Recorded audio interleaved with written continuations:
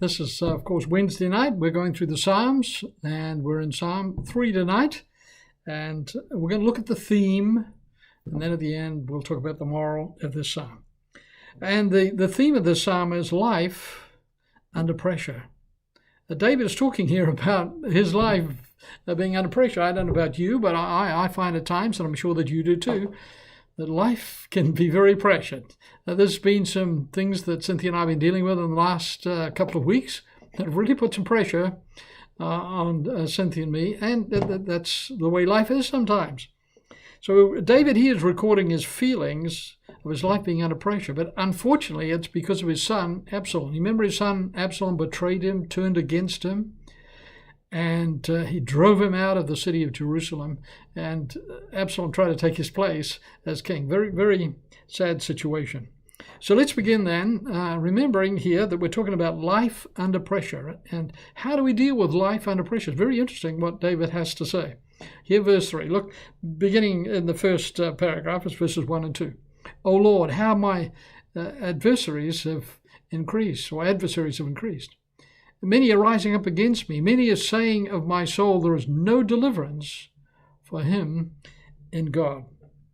You know, I don't know about you, but I'm sure this is true. All of us at some time have been disappointed by the betrayal towards us of a friend. Or maybe it's a family member, or maybe a workmate, or maybe a church member. I hope that's not the case, but it does happen. And it's hurtful. I mean, it's heartbreaking. And sometimes we can't understand it. We might ask ourselves, we're Christians. Why do Christians act like this? I've been asked this question. I've had this experience myself.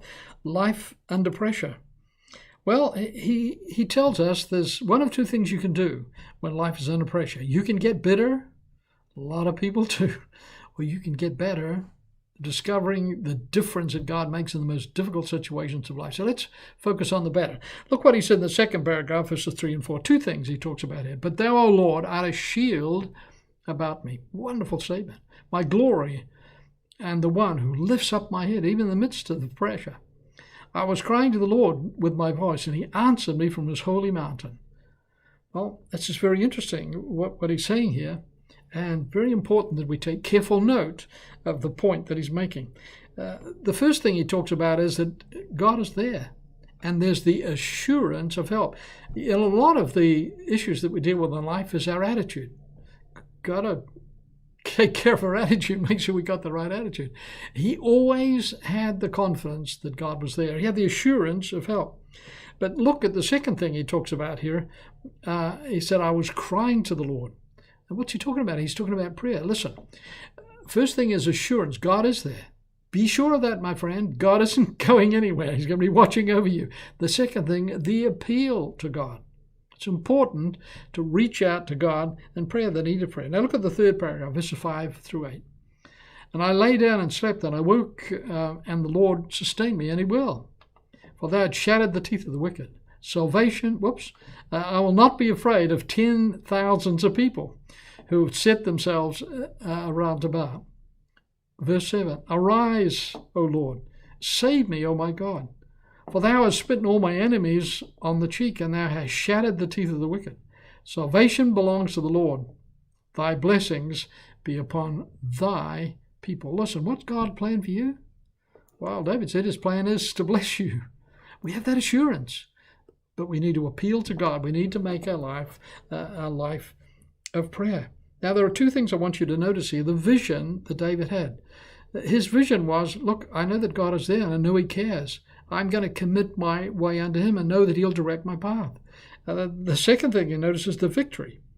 Now, he had a vision of trust in God. He had a victory because of dependence on God. So what's the theme here? It's talking about life under pressure. Listen, your life at times is going to be under pressure. I can just assure you of that. But have the assurance that God is there and he cares. Have the vision that you need to appeal to God in prayer, the power of prayer. Don't ever doubt, please, my friend, don't ever doubt the amazing power of prayer. So the theme is life under pressure.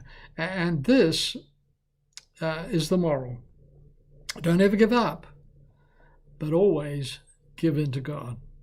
If you remember that, when you're under pressure, don't give up. Don't give up. But give in to God, and He'll be there to meet that need in your life. Well, I hope that's helpful. I look forward to seeing you tomorrow night. It'll be Psalm chapter 4. You might want to read it in advance. Okay, God bless, and you have a great day.